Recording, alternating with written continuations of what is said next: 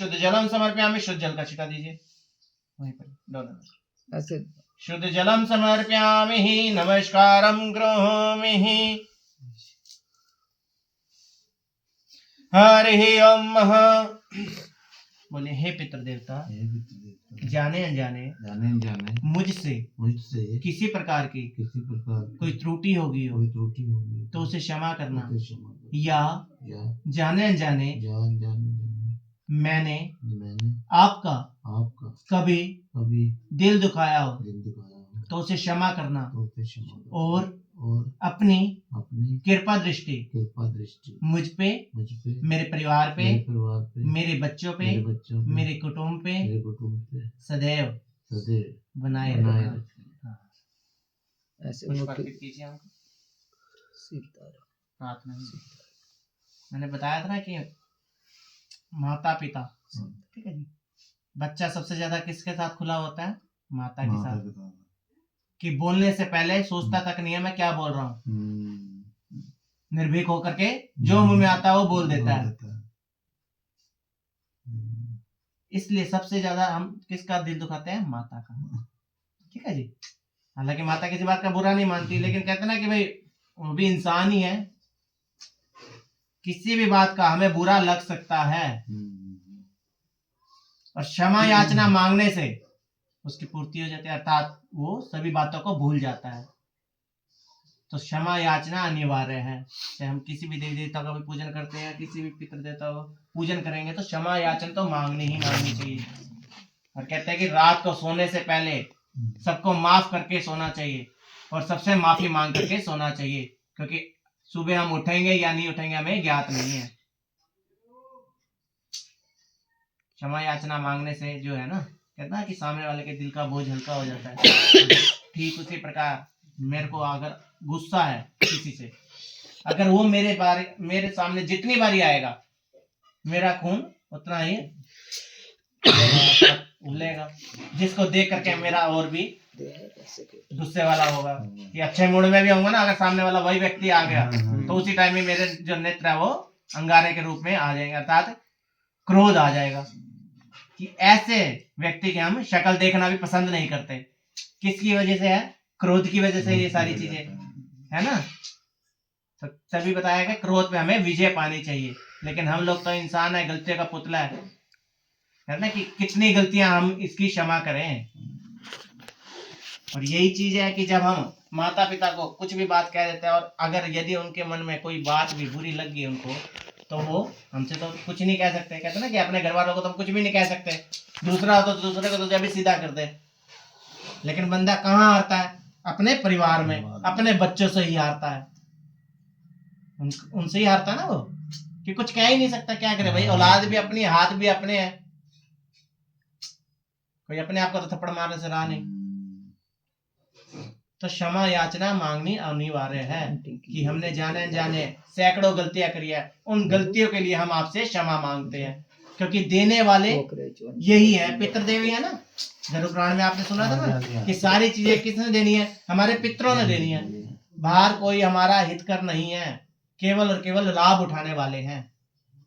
जीते जी हमारा ध्यान माता पिता ही रखते हैं, और मरने के बाद भी वही हमारा ध्यान रखते हैं, क्योंकि मरने के बाद वही पितर बन जाते हैं। पितर रूप में पूज रहे हैं ना उनको। और मावस के मावस, ठीक है जी, ये वार्षिक में जो श्राद्ध आते हैं इनका हमें पूजन करना चाहिए, यथाशक्ति हमें इनको अर्पण करना चाहिए। इसलिए बताया गया है, क्यों? क्योंकि जैसा भी माता जी ने पूछा कि अभी फोटो हम हटा दें, फोटो कभी भी नहीं हटानी चाहिए, क्योंकि जो हमारा आजीवन रक्षण कर रहे हैं, जब आप उनको ही हटा दोगे तो हमारे पास बचेगा क्या? रक्षा करने वाले तो वही हैं, और कोई तो नहीं है ना।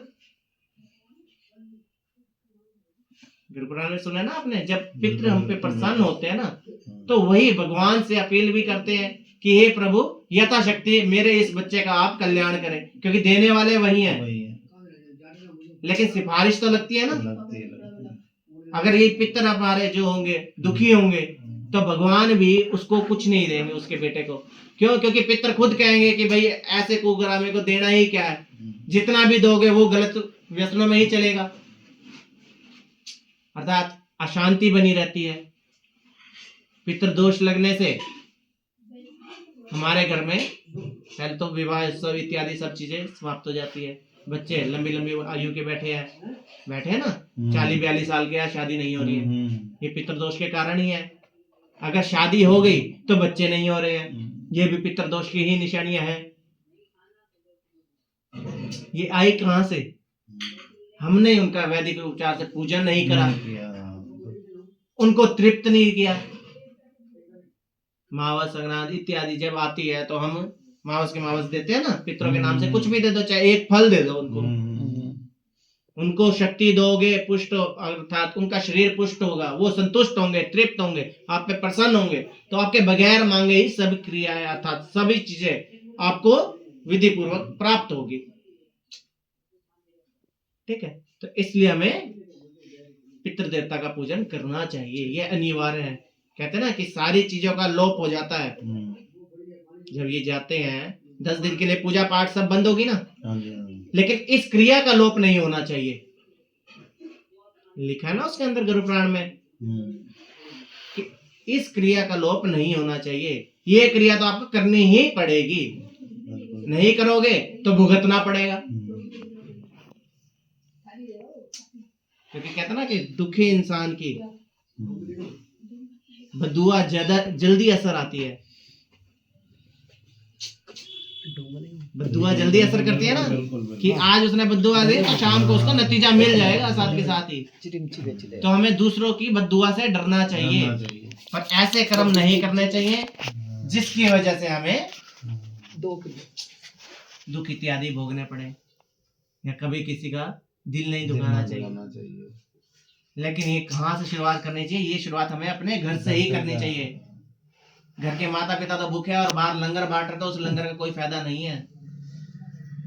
ठीक है महाराज जी, आप जिलेबी की साइड चेंज कीजिए।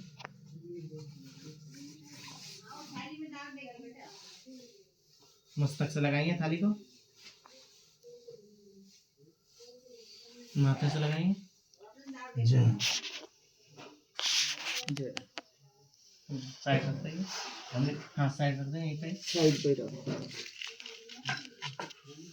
दूसरी प्लेट ले जा पुत्र, सीधी वाली। ठीक है जी, हाँ हाँ इसमें ले आ, 2 किलो आ जाएगी। नहीं ये मैं कह रही हूँ चिट्ठी थाली को दे रही हूँ, चिट्ठी थाली ले आएगा। ओम गंगाय विष्णु, ओम गंगे विष्णु, ओम गंगे विष्णु, ओम गंगे विष्णु नमः। तो वो ना ले जाए हैंडल वाला, ये भी उधर कर दो जी, या किसी पौधे में चढ़वा देना। ये